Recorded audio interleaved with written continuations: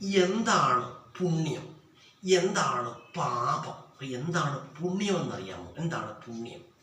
പുണ്യമെന്ന് പറഞ്ഞാൽ നിങ്ങളുടെ നന്മ നിറഞ്ഞ വാക്കുകൾ കൊണ്ടോ നന്മ നിറഞ്ഞ പ്രവൃത്തികൾ കൊണ്ടോ മറ്റൊരാൾക്ക് പ്രയോജനമായി മാറിക്കഴിഞ്ഞാൽ, അല്ലെങ്കിൽ മറ്റൊരാൾക്ക് ഉപകാരമായി മാറിക്കഴിഞ്ഞാൽ, അല്ലെങ്കിൽ മറ്റൊരാൾക്ക് സന്തോഷം ഉണ്ടായിക്കഴിഞ്ഞാൽ എന്താണ്? അത് പുണ്യമാണ്. നിങ്ങളുടെ വാക്കുകൾ കൊണ്ടോ പ്രവൃത്തികൾ കൊണ്ടോ, നിങ്ങളുടെ നന്മ നിറഞ്ഞ വാക്കുകൾ കൊണ്ടോ നന്മ നിറഞ്ഞ പ്രവൃത്തികൾ കൊണ്ടോ മറ്റൊരാൾക്ക് സന്തോഷമുണ്ടായിക്കഴിഞ്ഞാൽ അതെന്താണ്? അത് പുണ്യമാണ്. അപ്പം എന്താണ് പാപം? പാപം എന്ന് പറഞ്ഞാൽ വാക്കുകൾ കൊണ്ടോ പ്രവൃത്തികൾ കൊണ്ടോ മറ്റൊരാൾക്ക് ദ്രോഹമായി മാറിക്കഴിഞ്ഞാൽ അതെന്താണ്? പാപമാണ്. ദ്രോഹ ചിന്തകൾ പോലും എന്താണ്? പാപമാണെന്നാണ് കേട്ടോ. ദ്രോഹചിന്തകൾ പോലും എന്താണ്? പാപമാണ്. ഈ ദ്രോഹചിന്തകൾ ആരംഭിക്കുന്നത് എവിടെ നിന്നാണെന്ന് അറിയാമോ? ദ്രോഹചിന്തകൾ ആരംഭിക്കുന്നത് എവിടെ നിന്നാണ്? അസൂയയിൽ നിന്നുമാണ് ദ്രോഹചിന്തകൾ ആരംഭിക്കുന്നത്. അതുകൊണ്ട് നമ്മൾ ജീവിതത്തിൽ മനസ്സിലാക്കേണ്ട കാര്യം, ജീവിതത്തിൽ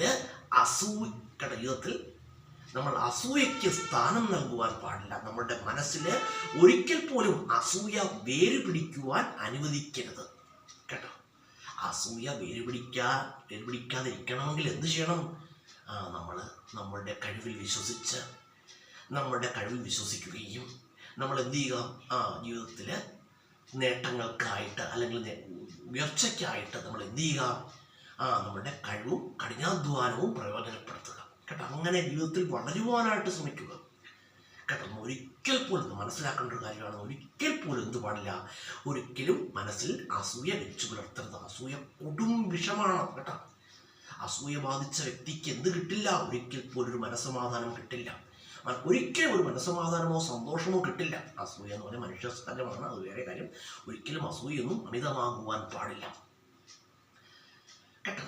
അതുപോലെ തന്നെ ജീവിതത്തിൽ കേട്ടോ, അസൂയ ബാധിച്ചു കഴിഞ്ഞാൽ എന്ത് ചെയ്യും? അസൂയ ബാധിച്ചു കഴിഞ്ഞാൽ അത് ദ്രോഹചിന്തകളിലേക്ക് നീങ്ങുമെന്നാണ്. അതുകൊണ്ട് അത് പാടില്ല. അസൂയ മനസ്സിലേക്ക് കടക്കാതെ തടയുക.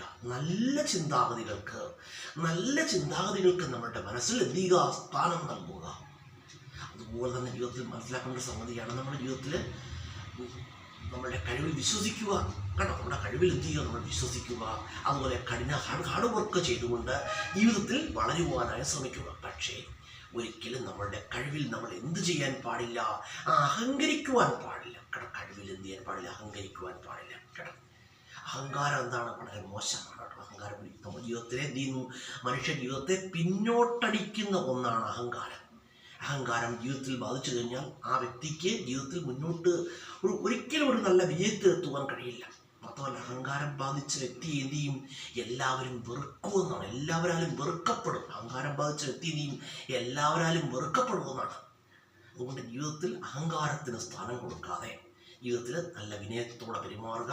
ജീവിതത്തിൽ നന്മകൾ പ്രവർത്തിക്കുക കേട്ടോ. ഇതാണ് നമ്മൾ മനസ്സിലാക്കേണ്ട കാര്യം. നമ്മുടെ കഴിവും ബുദ്ധിയും ഒക്കെ നന്മപരമായ കാര്യങ്ങൾക്കായിട്ട് പ്രയോജനപ്പെടുത്തുക.